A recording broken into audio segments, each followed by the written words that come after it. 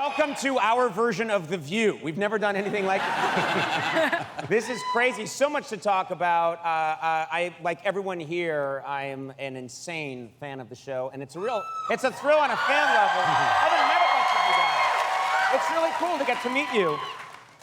Let's start with the first question. We talked about it in the last segment. How much do you worry about dying? Because this show is such a big part of your life. They don't seem to care who they kill, when they kill them. You never know what's going to happen. Why don't we start? Carice, can you tell us what you basically, Carice? I'm more afraid of whether I'm going to be naked again.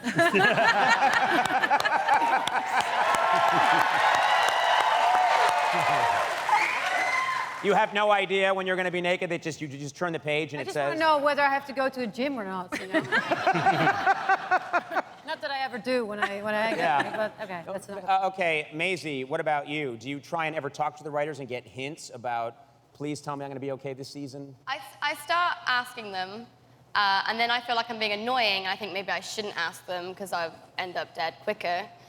So, and then I turn to sucking up to them, and I'm like, can I, buy you a drink, or do you want to go out for some food? And then I'm like, am I still being annoying? And I don't really know how to get around the death thing, but I'm doing all right so far. You're doing okay so far. Now, it has been, I've heard that the writers and producers can be cruel. And I heard that, Alfie, they pranked you with a script. They gave you a script that was a fake script just to freak you out. Tell us that story. They did. Well, I just had no tact and was asking them the whole season whether I was going to die or not, because we get the scripts in a way where we get like, episodes 1 to 6, and then we'll get the last 4 later on. So I asked them, and they were just like shrugging their shoulders, sort of giving me that. And then I went on holiday. I had a 3-week break, and I'd been given this fake script where it was Bran comes out on the back of Hodor's back in Winterfell and says, this is my Winterfell, not yours, and stabs me in the heart. And so I thought it was a great way to go. Right. I thought it'd be memorable. And they called me up while I was on holiday saying, so, how do you like your ending? Do you like it? And I was like, yeah, it's cool, thanks, guys. And they're like, okay, cool. How would you feel about being a zombie next year? And I was like, yeah, I can do that. And like, okay, how would you feel about being a zombie with absolutely no dialogue whatsoever? I was like, well, I don't know. And they're like, come on, man, are you being serious? So, yeah, they can be kind of cruel with their That's not just kind of cruel. That is... So none of that. It was all BS. They didn't mean any of it. Then you show them, they're like, They love you still got a job. They love me. John, do you worry about getting pranked? I do, but my worry is that we're underestimating these guys. And my worry is that a lot of people have been pranked saying that they're going to die. My worry is that you're going to get 10 scripts and that you're going to have dynamite stuff. There's going to be scenes with people you've never had scenes with before, amazing narrative arc. You're going to emerge the hero of the piece. The day after, please find script amendments for episodes 1 to 10. Changes made, you're not in a single frame of it.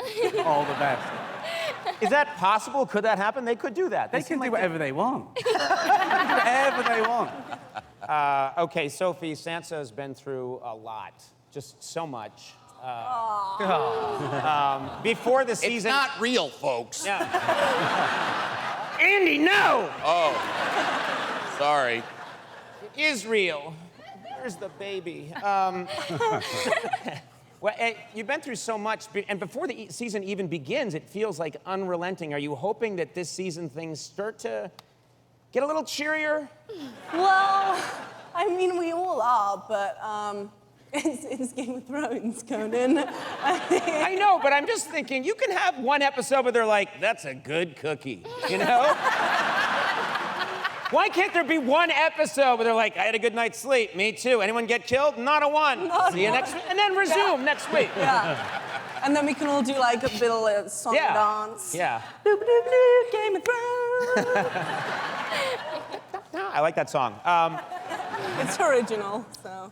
Okay, I have to ask you something. Maisie, you shot how many, for so long, your character was filming in miserable, kind of cold conditions, right? Were you jealous that your castmate got to be filming in beautiful, just looked like a beautiful spa in Croatia? The whole crew, including Sophie and a number of other cast members, would disappear for like 6 weeks. And then come back and like, yeah, we had a really amazing time in Croatia. It was so much fun. And Sophie would show me all the videos, like, oh, we were all just like playing in the ocean. It was really mean, actually. It hurt me. So, when I was told that this year I was going to Croatia, and Sophie listened, I was totally thrilled. And there was not a single ounce, like, of my body that felt bad at all. I was like, do you know what? I'm gonna have an amazing time in Croatia without you. Yeah.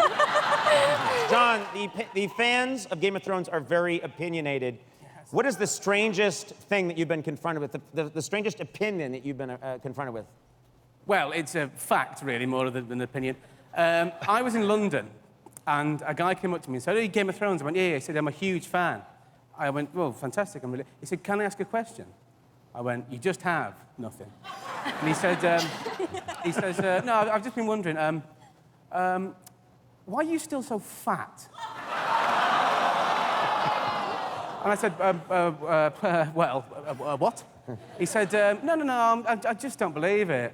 I just don't believe it. I mean, you're right up north, you're not eating anything, you're trekking across landscapes and running from things all the time. You should be losing weight. I mean, you should be losing weight.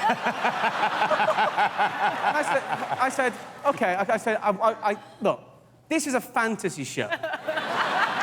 We've got fire-breathing giant dragons, we've got ice zombies, we've got a woman giving birth to a cloud. Why is it me still being fat that you just don't buy? Yeah. That's a good... I have to ask Conleth, what is your strangest confrontation you've had with a fan? Well, I told it earlier today. I was standing having a drink, and this woman ran towards me with her hand like that for my crotch. A woman tried to grab your crotch. Yeah, and I said, "What are you doing, Mom?" No, I didn't say that.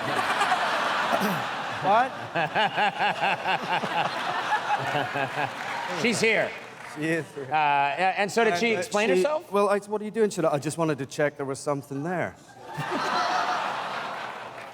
So, 2 hours later... Yeah.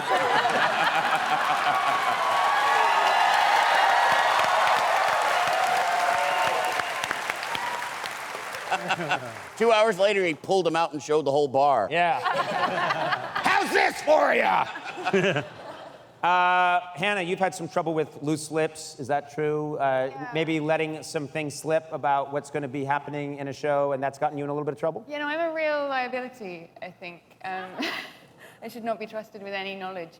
And no, I think I just finished filming season 5, and I went straight to a friend's birthday party. And I told him that Jon Snow was going to die. What? Yeah, and he... Well, let's set this up. The door opens. I'm glad you made it. Jon Snow gonna die. And he looked at me, and he looked so sad. And he just said, because he loves the show, and he was like, "It's my birthday." Why are you telling me this? I mean, you shouldn't tell me this ever, but why are you telling me on my birthday, at my birthday party? It was, yeah. That's awful. Is he? Sophie, you've been on the show since you were, what, 14? 13. 13. That's growing up fast, I would think, to be on that set with everything that's happening. Was that difficult to grow up that quickly? Well, yeah, and also, I mean, my parents sat me down when I was like 15, and they were like, "I think it's time to talk about the birds and the bees." And I was like, I'm on Game of Thrones. I know everything there is to know and more. Like, I don't think I need any education there. I got it all sussed out. In the first episode, I mean, Tyrion and Ros, they're just going at it. Do you remember that? He pops his head Yes, up, we remember like, that. wow. Yes, we remember it. I don't have to remember it. I watch it so often. It's good when you rewind it, too. Maisie, you almost missed out. Maisie, you almost missed out on your audition for Game of Thrones. Is that true? Oh my God, Happened. The dragon. Luke, That was I am frightening. your father. I thought, yeah.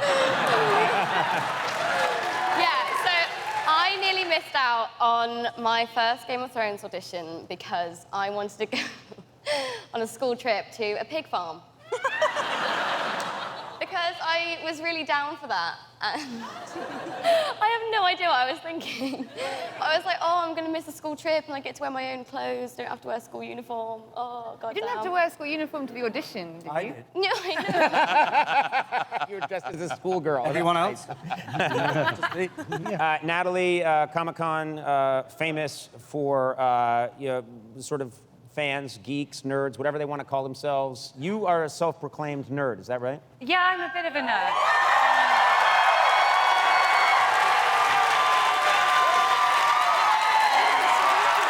And tell us, what you've taken it, you have actual proof that you are take this stuff pretty seriously. Science fiction. Yeah, I mean, I have an original Blade Runner poster at home, which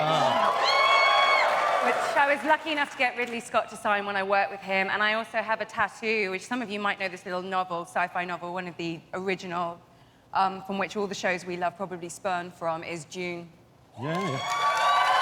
I'm being told we are completely out of time. We've had, I'm sorry, we are. What's that? No, they only really give us an hour. And if we go longer than that, it just smashes into something else on this network. I don't remember what. I don't know either. I don't know either. Please don't yell out the answer. I want to thank everyone from Game of Thrones. I'm so sorry that we just couldn't keep talking because I think we could do this for hours. It's such a joy to have you here. You know, on last night's show, we had a treat. We had the 9 cast members from one of my all-time favorite shows, Game of Thrones. And they were... Love that show. They were great. It was a thrill for me personally. Unfortunately, we ran really short on time. I got to ask everyone in the cast a question, but we ended up having to break from the show before I got to speak with Liam Cunningham, who plays Davos, and I felt really bad about that. So I thought, why not bring Liam Cunningham back tonight to talk to him? And guess what? Ladies and gentlemen, I called him because I felt so bad and I wanted to apologize. He agreed to return. Ladies and gentlemen, here he is, Liam Cunningham.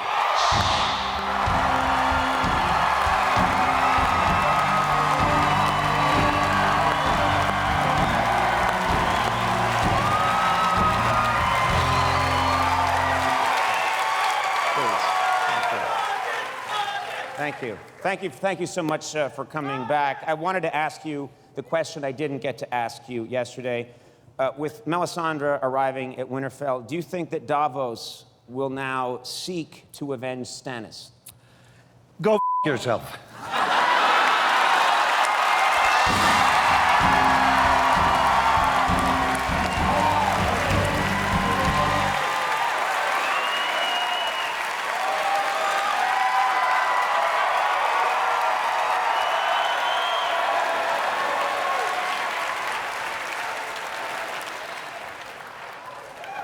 I thought that went well. Yeah. Seems touchy.